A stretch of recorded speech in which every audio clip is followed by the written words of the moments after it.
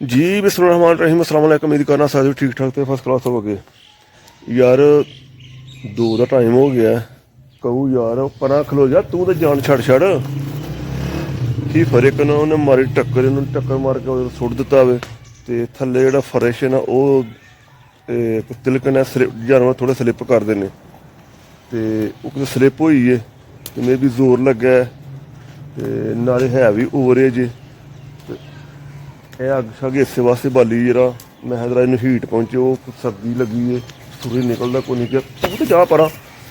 ਤੇ ਇੱਕ ਵੰਡਾ ਵੁੰਡਾ ਅੱਗੇ ਪਾਇਆ, ਅਗਰ ਉੱਠਦੀ ਹੈ ਠੀਕ ਹੈ, ਨਹੀਂ ਤੇ ਫਿਰ ਇਸ ਤੋਂ ਬਾਅਦ ਕੋਈ ਡ੍ਰਿਪ ਵਗੈਰਾ ਨੂੰ ਲਵਾਉਂਦੇ ਹਾਂ, ਲਵਾ ਕੇ ਫਿਰ ਇਹਨੂੰ ਠਾਲਣੇ ਆ। ਇਹਨੂੰ ਮਾਰੀ ਤੈਨੂੰ ਵਿਖਾਲਣੇ ਵੀ ਇਹ ਜਿਹੜੀ ਹੈ ਇਹ ਵੱਛੀ ਹੈ ਹੀਫਰ, ਇਹ ਇਹਨੂੰ ਮਾਰਦੀ ਹੈ ਜਦੋਂ ਦਾ ਲੱਗੇ।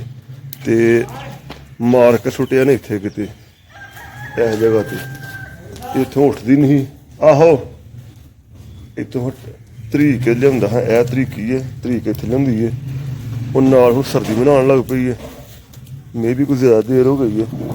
ਤੇ ਹੁਣ ਇੱਧਰ ਉੱਧਰ ਅੱਗ ਬਾਲੀ ਹੈ, ਤੇ ਨਾਲ ਮੈਂ ਥੋੜ੍ਹਾ ਕੁ ਵੰਡਾ ਵੁੰਡਾ ਪਾਈਏ, ਤੇ ਕੋਈ ਡਰਿਪ ਇੱਕ ਅੱਧੀ ਲਾਉਂਦੇ ਇਹਨੂੰ ਹੁਣ, ਤੇ ਫਿਰ ਕਵਰ ਕਰ ਜਾਏਗੀ। ਉਮੀਦ ਤੇ ਬੜੀ ਹੈ। ਵੇਖੋ ਹੁਣ ਡਾਕਟਰ ਸਾਹਿਬ ਨੂੰ ਕਾਲ ਕੀਤੀ ਹੈ, ਵੇਖੋ ਹੁਣ ਆਉਂਦੇ ਨੇ ਉਹ ਕਿ ਨਹੀਂ ਆਉਂਦੇ। ਇਹ ਪਾਕਿਸਤਾਨ ਇੱਥੇ ਕੀ ਪਤਾ ਲੱਗਦਾ ਭਾਈ, ਤੇ ਹੋ ਸਕਦਾ ਪਹਿਲਾਂ ਹੀ ਉੱਠ ਪਏ। ਲਿਆਂਦਾ ਜੀ, ਲਿਆ ਉਹ ਬੰਦਾ ਆਖਿਆ ਸੀ, ਚੱਲ ਲੈ ਇਹਦੇ ਉੱਤੇ ਪਾ ਬੰਦਾ ਵੀ ਖਾ ਲੈਂਦੀ ਹੁਣ, ਖਾ ਲੈਂਦੀ। ਚੱਲ ਅੱਗ ਯਾਰ ਇਸ ਵਾਸਤੇ ਬਾਲੀ ਹੈ, ਮੈਂ ਕਿਹਾ ਤੇਰਾ ਇਹਦੇ ਜਿਸਮ ਨੂੰ ਨਾ ਕੋਈ ਗਰਮੀ ਪਹੁੰਚੇ। ਤੇ ਇਹ ਥਰਥਰਾਉਂਦੀ ਸੀ ਪਈ, ਕੰਮਦੀ ਸੀ ਪਈ, ਤੇ ਇੱਧਰ ਵੀ ਅੱਗ ਲਾਈ ਹੈ, ਇੱਧਰ ਵੀ ਅੱਗ ਲਾਈ ਹੈ। ਉਹ ਫਿਰ ਉਹਦਾ ਧੂੰਆਂ ਸਾਰਾ ਹੋਇਆ ਵੇ। ਨਾਲ ਝਾਰਾ ਲਿਆਉਂਦਾ, ਉਹ ਤੇ ਵੰਡਾ ਵੁੰਡਾ ਪਾਇਆ। ਮੈਂ ਕਿਹਾ ਚਲੋ ਖਾਏ, ਕੋਈ ਐਨਰਜੀ ਆਏ, ਤੇ ਮੇਬੀ ਆਪੀ ਉੱਠ ਪਏ। ਜੇ ਆਪੀ ਨਹੀਂ ਉੱਠਦੀ ਤੇ ਫਿਰ ਭਾਈ ਜੀ ਇਹਨੂੰ ਕੋਈ ਡਰਿਪ ਲਾਉਂਦੇ ਆ, ਤੇ ਫਿਰ ਇਨਸ਼ਾਅੱਲਾ ਉੱਠ ਪਏਗੀ। ਉਹ ਤੂੰ ਦਫਾ ਹੀ ਆਪਣਾ ਚੱਲ। ਇਹਦਾ ਭਾਈ ਜੀ ਟੈਂਪਰੇਚਰ ਲੋ ਹੋ ਗਿਆ, 100 ਤੇ ਆ ਗਿਆ ਨਾ, ਤੇ ਹੁਣ ਡਰਿਪ ਇਹਨੂੰ ਲੱਗੀ ਤੇ ਫਿਰ ਮੇ ਵੀ ਕਵਰ ਕਰ ਜੇ। ਕੱਲ ਦੀ ਯਾਰ ਗਾਈ ਇੱਕ ਬੈਠੀ ਹੈ, ਤੇ ਉਹਦਾ ਵੇਖੀਏ ਸੂਰਤ ਹਾਲ ਆਪਣਾ ਕੀ ਕਰਦੀ ਹੈ। ਇਸ ਜਗ੍ਹਾ ਤੇ ਬੈਠੀ ਸੀ ਕੱਲ, ਇਹ ਕਾਲੀ ਕਾਲੀ ਜਗ੍ਹਾ ਹੋਈ ਹੈ। ਉਹ ਟਰਾਸਟਰ ਨਾਲ ਫੱਟੇ ਥੱਲੇ ਰੱਖ ਕੇ ਤੇ ਧਰੀਕ ਕੇ ਤੇ ਇਹ ਅੰਦਰ ਵੜ ਗਈ ਇੱਥੋਂ ਦੀ ਨਾ। ਇਹਦਾ ਫੱਟਾ ਬਣਾਇਆ ਸੀ, ਉੱਤੇ ਫੱਟੇ ਪਾਏ, ਹੁਣ ਫੱਟੇ ਪਾ ਕੇ ਤੇ ਗਾਈ ਰੱਖੀ ਸੀ। ਗਾਈ ਰੱਖ ਕੇ ਤੇ ਟਰੱਸਟ ਦੇ ਨਾਲ ਇਹ ਵੇਖ ਸਕਦੇ ਹੋ ਨਾ, ਇਹ ਲੀਕ ਬਣੀ, ਇਹਨੂੰ ਅੰਦਰ ਵਾੜਿਆ। ਤੇ ਹੁਣ ਕਹਿੰਦੀ ਅਜੇ ਕੀ ਕਰਦੀ ਗਾਈ, ਭਾਈ ਜੀ ਨਹੀਂ ਉੱਠੀ, ਉਂਝ ਹੀ ਬੈਠੀ ਹੈ। ਇਹ ਵੇਖ ਸਕਦੇ ਬੈਠੀ ਉਸ ਤਰ੍ਹਾਂ ਹੀ ਪੱਠੇ ਪੁੱਠੇ ਖਾ ਰਹੀ ਹੈ। ਤੇ ਯਾਰ ਹੈ ਵੀ 10-4 ਹੈ, ਪਤਾ ਨਹੀਂ ਉੱਠਦੀ ਕਿਉਂ ਨਹੀਂ, ਵਜ੍ਹਾ ਕੀ ਇਹਨੂੰ। ਤੇ ਕੱਲ ਡਰਿਪਾਂ 2 ਲਾਈਆਂ ਹਨ, ਤੇ ਡਰਿਪਾਂ ਯਾਰ ਵੀ ਸ਼ੋਅ ਨਹੀਂ ਕਰਨੀਆਂ, ਕਿਉਂਕਿ ਉਹਦੇ ਨਾਲ ਕਾਪੀਰਾਈਟ ਆ ਜਾਂਦਾ। ਤੇ ਉਹ ਇਸ ਵਾਸਤੇ ਉਹਦੀ ਵੀਡੀਓ ਨਹੀਂ ਸੀ ਬਣਾਈ ਨਾ ਡਰਿਪਾਂ ਦੀ। ਤੇ ਹੁਣ ਇਹਨੂੰ ਇੰਜੈਕਸ਼ਨ 2 ਲਾਈਏ, ਕੋਈ ਪੈਨੀਵੇਟ ਲਾਉਂਦੇ ਆ। ਤੇ ਗਾਂ ਸੂਣ ਵਾਲੀ ਹੈ, ਇਹਨੂੰ ਪੈਨੀਵੇਟ ਤੇ ਲਕਸਣ ਲਾਉਂਦੇ ਆ। ਉਹੋ ਜਿਹਾ ਇੰਜੈਕਸ਼ਨ ਨਹੀਂ ਲਾਉਣਾ, ਗਰਮ ਲੱਗੇ ਉਹਨੂੰ ਤੇ ਫਿਰ ਮਸਾ ਖੜਾ ਹੋ ਸਕਦਾ।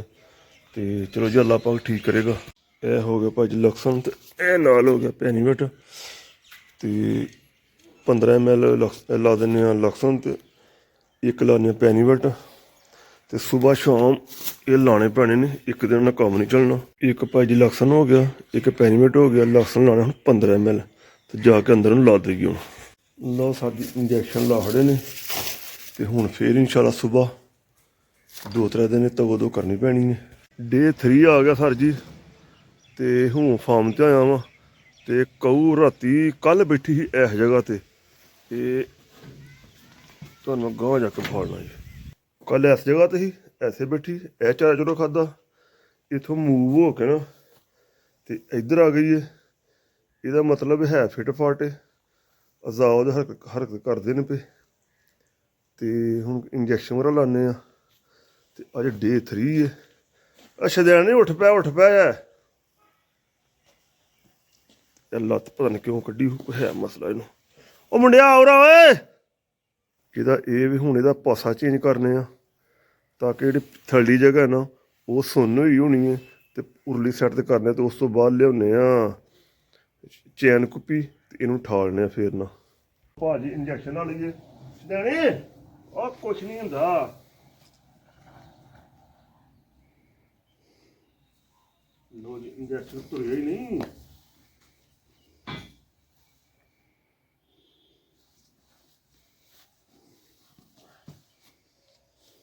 ਇੱਕ ਦੂਸਰਾ ਵੀ ਲਕਸਾਂ ਦਾ ਲਈਏ 15 ml ਅੱਗੇ ਲਾਇਆ ਪੈਨੀਵੇਟ।